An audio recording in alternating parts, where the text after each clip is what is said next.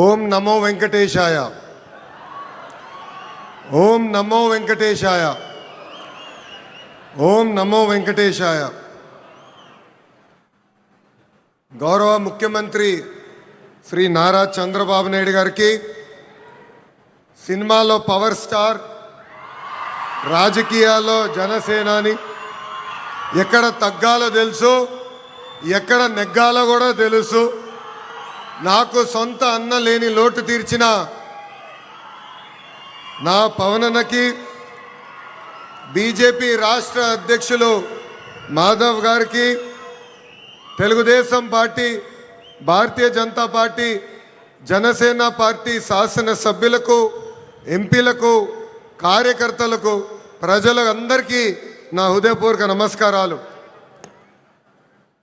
కలియుగ దైవ సాక్షిగా ప్రజాప్రభుత్వం 2 ఏళ్ల పాలన పూర్తి చేసుకుంటాం జరిగింది. ప్రజాప్రభుత్వ అధికారంలో వచ్చిన తర్వాత ప్రశాంతత వచ్చింది. ఇప్పుడే సహచరం మంత్రి అచ్చెన్నాయుడు గారు ఒక మాట అన్నారు. ప్రజాప్రభుత్వం వచ్చిన 2 ఏళ్లలోనే ప్రజలకి స్వాతంత్రం వచ్చిందని. మనందరం చూస్తున్నాం. జేసీబీలు లేవు, దాడులు లేవు, హత్యలు లేవు, అంతెందుకు బూతులు కూడా లేవు. ఈరోజు నాకు ఇప్పుడు కూడా బాగా గుర్తు, యువగలం పాదయాత్రలో ఇదే చంద్రగిరి గడ్డపై మీటింగ్ పెట్టా. ఆనాడే చెప్పా, వెంకటేశ్వర స్వామి జోలికి వెళ్ళొద్దు, మాడి మసైపోతామని ఆనాటి ముఖ్యమంత్రికి నేను హెచ్చరిక జారీ చేశా. కానీ నా మాట ఇన్లా, దేవుడితో పెట్టుకున్నారు.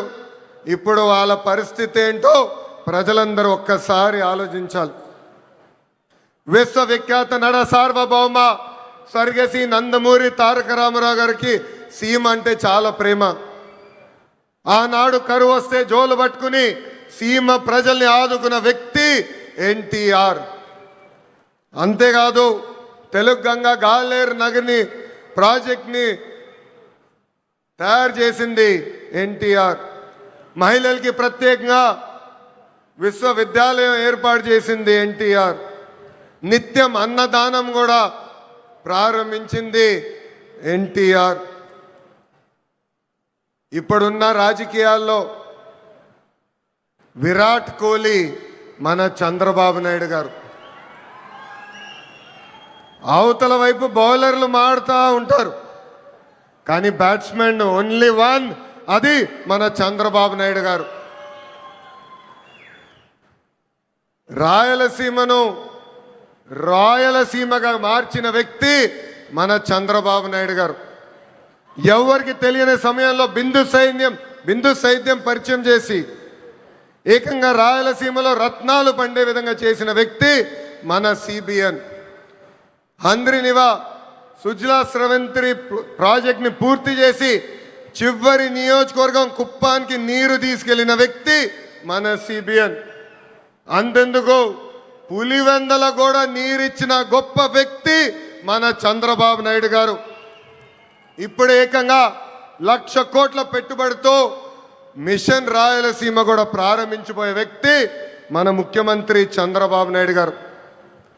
2019 నుంచి 24 వరకు గొడ్డలి పార్టీ అరాచక పాలన మనందరం చూసాం. వాళ్ళ చెల్లికి అన్యాయం చేయొద్దని అడిగిన బీసీ బిడ్డ అమర్నాథ్ గౌడ్ పైన పెట్రోల్ పోసి ఎలా తగలబెట్టారో మనం కల్లారా చూసాం. ఒక మాస్క్ అడిగినందుకు ఒక దళిత డాక్టర్ సుబ్రహ్మణ్యాన్ని పిచ్చోడు చేసి ఎలా చంపేశారో ప్రజలందరూ చూశారు. సొంత డ్రైవర్ సుబ్రహ్మణ్యాన్ని ఏకంగా గంజాయి మత్తులో చంపేసిన వాళ్ళ ఎమ్మెల్సీని మనందరం చూసాం. నంద్యాల నియోజకవర్గంలో ఒక మైనారిటీ కుటుంబాన్ని వేధిస్తున్నారు, ఈ వేధింపులు మేము తట్టుకోలేమని ఆత్మహత్య చేసుకునే పరిస్థితి మనందరం చూసాం. వైకాపా నాయకుల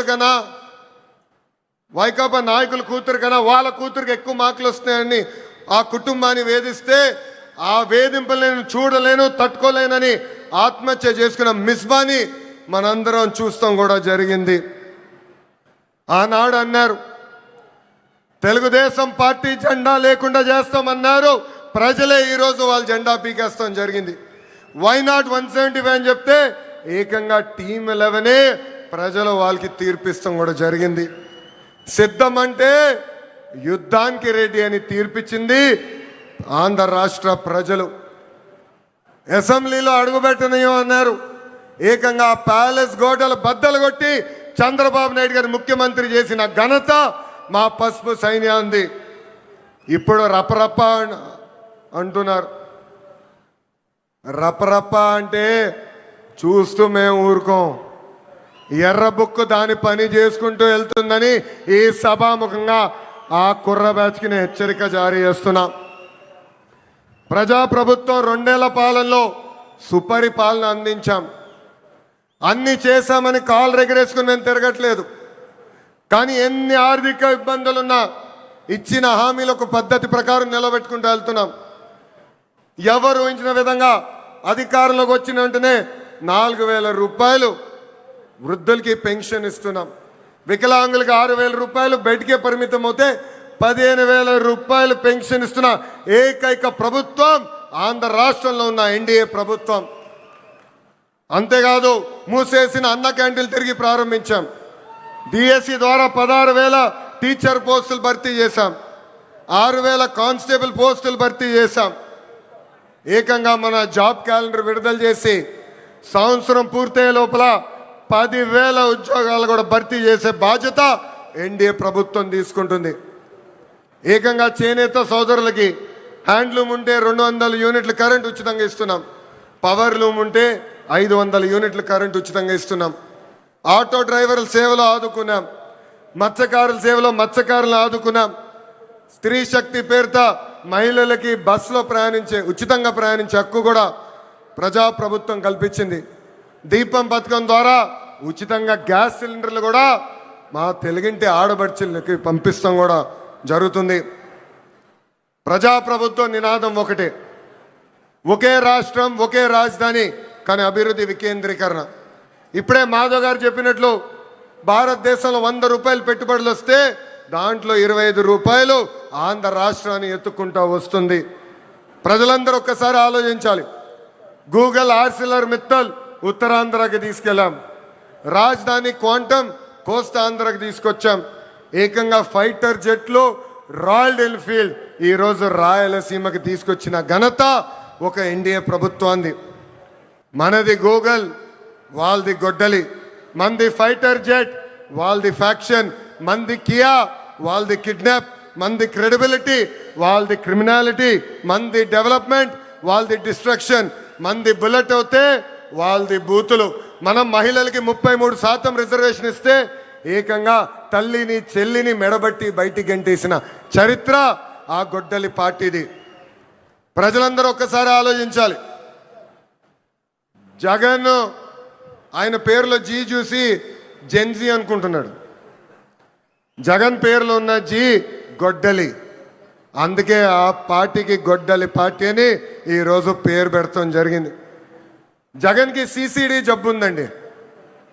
సిసిడి అంటే ఏంటో తెలుసా? క్రెడిట్ చోరీ జబ్బు, క్రెడిట్ చోరీ డిసార్డర్. ఏకంగా పేపర్లో వార్తలు వచ్చినాయి, ఆంధ్ర రాష్ట్రానికి ఆర్సిలర్ మిత్తల్ ప్రాజెక్ట్ వస్తుందని. ఆయన ప్రెస్ మీట్ పెట్టి ప్రాజెక్ట్ రావట్లేదు, పక్క రాష్ట్రానికి వెళ్తుందని చెప్పారు. గౌరవ ముఖ్యమంత్రి గారు, ఉప ముఖ్యమంత్రి గారు ఆ ప్రాజెక్ట్కి శంకుస్థాపన వేస్తే లేదు నేనే ఆ ప్రాజెక్ట్ని తీసుకొచ్చానని ప్రెస్ మీట్లో చెప్పే పరిస్థితి మనందరం చూసాం. ఇంతేకాదు ప్రపంచం మొత్తం తిరిగి పెద్ద ఎత్తున గూగుల్ని మన రాష్ట్రానికి తీసుకొస్తే వాళ్ళు అడ్డుపడ్డారు, కోర్టులో కేసేశారు. కానీ ఇప్పుడు ప్రెస్ ముందరికి వచ్చి మా వల్లనే గూగుల్ ప్రాజెక్ట్ వచ్చిందని చెప్పుకునే పరిస్థితి.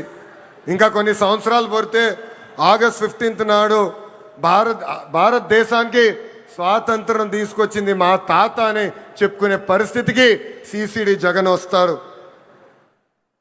జగన్ కొన్ని కంపెనీలు తీసుకొచ్చాడు. ఆ కంపెనీ పేర్లు మనందరం మర్చిపోయాం. ప్రజలందరూ ఒక్కసారి గుర్తు చేయాలనుకుంటున్నా. ఆ కంపెనీ పేర్లు Andhra gold, president medal, gold medal. అలాంటి కంపెనీలు తీసుకొచ్చిన చరిత్ర ఆ పార్టీది. Google, ఆసిలర్ Mittal, royal Enfield fighter jet తయారు చేసిన పరిశ్రమలు తీసుకొచ్చిన చరిత్ర మా ఎన్డీఏ ప్రభుత్వాన్ని. చిన్నప్పుడు 10th క్లాస్ పేపర్ లీక్లో టీచర్లు జగన్ని చితకబాదారంట. అందుకే టీచర్లు చూస్తే ఆయన చాలా కోపం, కక్ష. అధికారంలో ఉన్నప్పుడు మద్యం షాపుల ముందల కాపులాగా నిలబెట్టారు ఆయన టీచర్ని. ఏకంగా మనం డిఎస్సి విడుదల చేస్తే 226 కేసులు ఆ డిఎస్సి పైన వేశారు. ఎవరు ఊహించిన విధంగా 150 రోజుల్లో 16,347 పోస్టులు భర్తీ చేసిన ఘనత మన ఎన్డీఏ ప్రభుత్వాన్ని. నిన్న ప్రెస్ మీట్ నేను చూసా. జగన్ నన్ను ప్రశ్నించట్లేదు, గౌరవ ముఖ్యమంత్రి చంద్రబాబు నాయుడు గారిని ప్రశ్నించట్లేదు, ఆంధ్ర రాష్ట్ర ప్రభుత్వాన్ని ప్రశ్నించట్లేదు. రాజ్యాంగం రాసిన అంబేద్కర్ గారిని ప్రశ్నిస్తున్నారు, రిజర్వేషన్ని ప్రశ్నిస్తున్నారు, రాజ్యాంగాన్ని ప్రశ్నిస్తున్నారు. అందుకే ఈ సభాముఖంగా జగన్కి నేను హెచ్చరిక జారీ చేస్తున్నా. మీరు ఎన్ని జన్మలు ఎత్తినా డిఎస్సి పూర్తి చేసి ఇచ్చిన హామీ నిలబెట్టుకున్న ఘనత మాది. మళ్ళీ డిఎస్సి నిర్వహిస్తాం. నిరుద్యోగ యువకులకి పెద్ద ఎత్తున ఉద్యోగాలు కల్పించే బాధ్యత ప్రజాప్రభుత్వం తీసుకుంటుంది. ఈ జగన్కి కనీసం దేశభక్తి అన్న కూడా లేదు. మేమందరం పోరాడి పెద్ద ఎత్తున సాగర్ డిఫెన్స్ అన్న పరిశ్రమని ఆంధ్ర రాష్ట్రానికి తీసుకొచ్చాం. వాళ్ళు ఏకంగా భారతదేశం డిఫెన్స్ కోసం బోట్లు తయారు చేసే పరిశ్రమ. కావల్లో కనీసం 1000 మంది మత్స్యకారుల పిల్లలకి ఉద్యోగాలు ఇచ్చే పరిశ్రమను మేము తీసుకొస్తే ఏకంగా వాళ్ళపైన ఆరోపణలు చేసి ఆ పరిశ్రమను కూడా తిప్పి పంపించాలని ప్రయత్నించారు. ఇప్పుడు విశాఖ ఉక్కు పైన కూడా మాట్లాడుతున్నారు. 2 సార్లు విశాఖ ఉక్కు సంక్షోభంలో పడితే ఆ ఉక్కు ఫ్యాక్టరీని కాపాడిన ఘనత, చరిత్ర ఒక ఎన్డీఏ ప్రభుత్వాన్ని. ఆనాడు ప్రధానిగా నరేంద్ర మోడీ గారు, ముఖ్యమంత్రిగా చంద్రబాబు నాయుడు గారు ఇద్దరు కలిసికట్టుగా పోరాడి విశాఖ ఉక్కుని ఒక్కసారి కాపాడారు. దాని ముందల వాజ్పేయి గారు ప్రధానమంత్రిగా ఉన్నప్పుడు, చంద్రబాబు నాయుడు గారు ముఖ్యమంత్రిగా ఉన్నప్పుడే మళ్ళీ విశాఖ ఉక్కుని మనం కాపాడుకుంటాం జరిగింది. మన విశాఖ ఉక్కులో ఒక యాక్సిడెంట్ జరిగింది. 9 మంది కార్మికులు చనిపోయారు. యాక్సిడెంట్ జరిగిన 3 గంటల్లో హోంమంత్రి గారు అక్కడికి వెళ్ళారు. 6 గంటల్లో కేంద్ర ఉక్కు శాఖ మార్చులు వచ్చారు. 12 గంటల లోపల ఏకంగా గౌరవ ఉప ముఖ్యమంత్రి గారు, నేను కూడా వెళ్తాం జరిగింది. అక్కడ కార్మికులు కలిసాం, చనిపోయిన కుటుంబాలని పరామర్శించాం. వాళ్ళకి ఒకటే హామీ ఇచ్చాం, కేవలం డబ్బులు ఇచ్చి చేతులు దులుపుకునేదానికి రాలేదు, శాశ్వతంగా మీ కుటుంబానికి అండగా నిలబడడానికి మేము వచ్చామని చెప్పాం. ఫుల్ టైం ఎంప్లాయీస్కి ఇప్పుడు ఏకంగా 2 కోట్ల రూపాయలు ఆ కుటుంబాలకి ఆదుకుంటాం జరిగింది. కాంట్రాక్ట్ ఉద్యోగస్తులు ఎవరైతే చనిపోయారో ఆ కుటుంబానికి 1 కోటి రూపాయలు ఇచ్చి ఈరోజు ఎన్డీఏ ప్రభుత్వం ఆదుకుంటుంది. ఇన్ని చేస్తున్నా అక్కడికి వెళ్ళి మా పైన ఆరోపణలు చేసి ఇచ్చే 2 కోట్లు వద్దు, 1 కోటి రూపాయలే ఇవ్వండి అని చెప్పే పరిస్థితికి వచ్చాడు పులివెందల శాసన సభ్యుడు. ఇది ప్రజలందరూ గుర్తుపెట్టుకోవాలని ఈ సభాముఖంగా కోరుతున్నాం. ప్రపంచంలో మనం ఎక్కడికి వెళ్ళినా భారతదేశ వైపు అందరు చూస్తున్నారంటే దానికి కారణం మన నమో గౌరవ ప్రధానమంత్రి శ్రీ నరేంద్ర మోడీ గారు. మొన్నే రష్యాకి వెళ్ళా, వాళ్ళందరూ ఆశ్చర్యపోయారు. ఇంత సమర్థవంతమైన నాయకత్వం భారతదేశానికి ఎలా వచ్చింది, పొలిటికల్ స్టెబిలిటీ భారతదేశానికి ఎలా వచ్చిందంటే కేవలం ఒక్క వ్యక్తి, అది మన నమో వల్లనే వచ్చిందని వాళ్ళు చెప్తాం జరిగింది. ఇతర రాష్ట్రాల్లో నమో అంటే నరేంద్ర మోడీ గారు, కానీ ఆంధ్ర రాష్ట్రంలో నమో అంటే నాయుడుజీ మోడీజీ గారి అద్భుతమైన జోడి. ఇతర రాష్ట్రాల్లో డబుల్ ఇంజన్ సర్కారు ఉంటే కేవలం ఆంధ్ర రాష్ట్రంలోనే డబుల్ ఇంజన్ బుల్లెట్ ట్రైన్ సర్కారు ఉంది. ఈరోజు ఈ డబుల్ ఇంజన్ బుల్లెట్ ట్రైన్ సర్కారు వల్లనే మనం విశాఖ ఉక్కుని కాపాడుకున్నాం. అమరావతి పోలవరానికి కావాల్సిన నిధులు తీసుకొచ్చాం. ఎప్పుడో రావాల్సిన ఏకంగా విశాఖ రైల్వే జోన్ని కూడా మనం తీసుకొస్తాం జరిగింది. ఇంతేకాదు ఫైటర్ జెట్ ఆమ్కా ప్రాజెక్ట్ని తీసుకొచ్చాం.